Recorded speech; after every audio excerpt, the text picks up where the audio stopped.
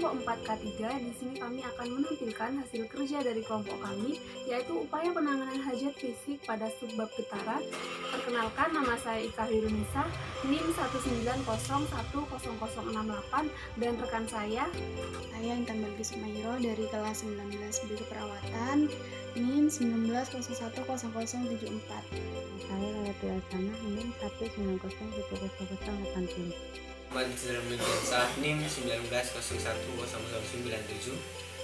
Getaran atau vibrasi adalah gerakan bolak-balik linier atas bawah, maju mundur, kanan kiri yang berlangsung dengan cepat dari suatu objek terhadap suatu titik. Getaran dapat terjadi karena adanya efek dinamis berupa gesekan antar bagian mesin atau putaran mesin. Sumber pemaparan biasanya berasal dari peralatan kerja, mesin kendaraan, mesin gergaji, mesin bor, gerinda, dan lain-lain. Getaran yang ditimbulkan oleh peralatan dan mesin yang bergetar dapat memapari tubuh tenaga kerja.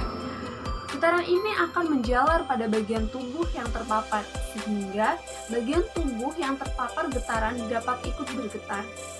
Menurut T. Matoba 1982, lamanya waktu pemajanan per hari dapat meningkatkan keparahan gejala yang diderita pekerja akibat terpapar getaran. Parameter getaran. Pada getaran ada 4 parameter utama, yaitu frekuensi, akselerasi atau kecepatan, dan simpangan. A. Frekuensi adalah jumlah satuan getaran yang dihasilkan per detik. B. Simpangan diukur dalam satuan meter. C. Kecepatan adalah laju perubahan diplemen dalam satuan waktu. Satuan kerja adalah detik. D.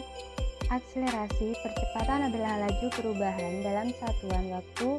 Satuan akselerasi adalah detik. Parameter yang menyebabkan gangguan kesehatan tubuh akibat paparan getaran adalah sebagai berikut. A. Lamanya waktu pemaparan. Bila tubuh tenaga kerja terpapar oleh getaran dalam waktu lama, maka gangguan kesehatan yang ditimbulkan akan semakin parah. B. Frekuensi getaran. Satunya Bird. Efek vibrasi terhadap tubuh akan berada pada frekuensi yang berbeda.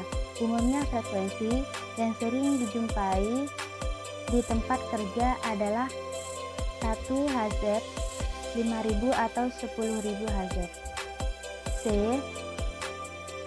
Amplitudo getaran diukur dalam kecepatan meter atau detik atau percepatan detik. Baik, di sini saya akan menjelaskan tentang getaran mekanis, yaitu proses industrialisasi dan modernisasi selalu disertai dengan mesin-mesin dan alat-alat mekanis lain yang dijalankan dengan suatu motor, sebagaimana dari kekuatan mekanis ini disalurkan kepada tubuh pekerja atau lainnya. Maka perlu diketahui lanjut tentang efek buruk dan batas-batas getaran yang aman bagi tenaga kerja. Nah, sebab-sebab dari gejala kerja itu sendiri ada dua, yaitu yang pertama efek mekanis kepada jaringan, dan yang kedua rangsangan reseptor saraf di dalam jaringan. Selanjutnya yaitu jenis-jenis getaran. Ada 2 jenis getaran yang dapat memapari tenaga kerja di tempat kerja, yaitu yang pertama hand arm vibration, yaitu alat manual yang pada waktu bekerjanya bergetar dan mengakibatkan getaran mekanis pada bagian lengan dan tangan.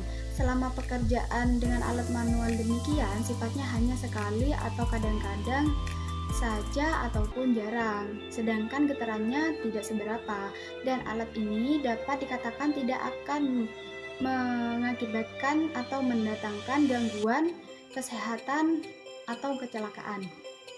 Efek-efek yang dapat dihasilkan karena getaran terhadap pekerja. Getaran akan mengganggu kinerja dan juga efektivitas pekerjaan pada suatu pegawai di suatu lembaga ataupun di industri. Karena apa? Karena pada derajat 1 sampai 2 derajat getaran akan mengganggu rasa tidak nyaman dan juga rasa produktivitas dari pekerja tersebut. Getaran akan mengganggu organ-organ seperti otot, tendon, dan juga tulang pada khususnya bagian lengan dan juga jari-jari pada pekerja.